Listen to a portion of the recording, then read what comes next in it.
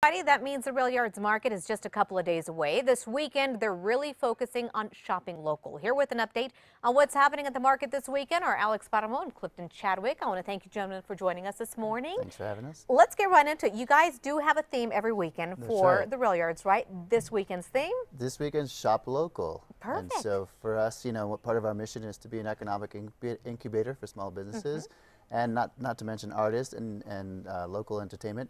So last season we generated $450,000 worth of revenue for our vendors, and so that's exciting. It's really important. It's one of our bigger days. So a lot of people really turned out then. Yeah. Okay. Well, not in one day. I'm saying for the whole season. For the whole weekend? Yeah, for the whole season. Whole season. Got it. Part of what we, a big part of our mission is to just have local folks meet each other, meet your local vendors and Let's food growers. talk about the local vendors. How many are going to be out there this weekend? This season we have about 100, averaging 100 both inside and outside. So we're excited. Yeah. Everything from what, food? Food growers, arts, artists. Don't forget our STEAM zone for education. We have anything, T-shirt folks, vital foods. We have just about anything you can imagine. And just having a conversation with Clifton really quick, he was talking about how it's important to come down and meet the folks that are making these things and get to know each other as a community. That's true. And Clifton, how do you work into all of this, keeping things local? So KRQE is a buy local initiative. We try to ask people to shift 10% of the money that they're spending at the national chains back into our local community. Local businesses tend to recirculate money within the community a little more. A national chain might have all its bookkeeping at some central office somewhere else, but all these locals have their local bookkeepers. In fact, there was a recent study that showed, for example, compared to online businesses, for $10 million in sales, Amazon creates 10 jobs. For $10 million in sales, local independent businesses create 57 jobs. Wow, and that's what we want to do here, right? Bingo, yeah. And these guys at the rail yard, there's a woman there with Oh So Precious who is making clothes at her house.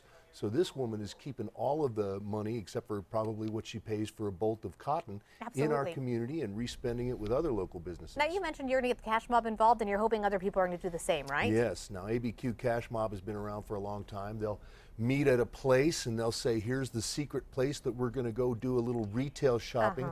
So they're breaking the mold a little bit by coming out here. But the folks at Yelp and at the rail yards are going to give us a special tour where we're going to be able to meet and talk in a little bit deeper way with some of the vendors that are out there.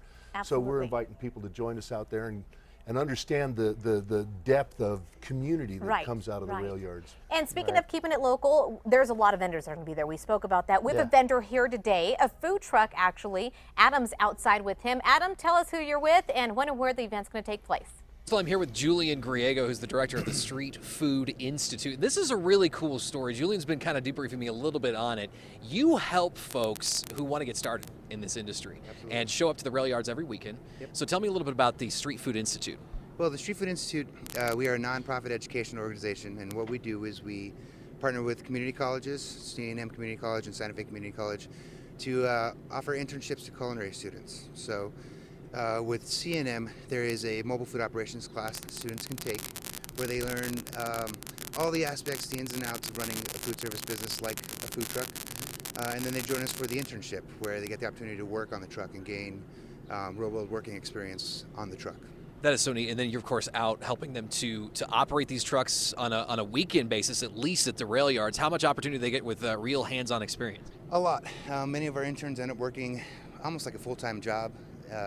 So they spend, we're constantly busy. We're all over town. We partner with breweries. We're at Rail Yard Market every Sunday. We do private catering. So students get a variety of work experience with us on the truck. And in most times, it ends up being close to a full-time job. Now, speaking of the truck, you actually do operate out of this one, right? The one that's right behind us. Tell us about your business. Well, we have two trucks. This is one of our trucks. This truck partners with C&M.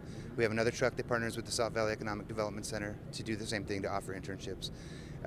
And we go out and we cook. We go out to various sites. Marble Brewery is a big site for us. We do private catering as well, and the students get the opportunity to work in a mobile hands-on. restaurant. Yeah, hands-on experiences. I know that we're going to talk with you again. I hear that, so we'll have you a little bit later in the hour. When and where can we see you? This weekend we'll be at Rail Yard Market on Sunday. Tomorrow night we'll be at Marble Downtown. tonight we'll be at Marble West Side Tap Room. All right, Julian, we appreciate it, and we'll see you again in just a few minutes. We will send it to break now and back with headlines in a moment.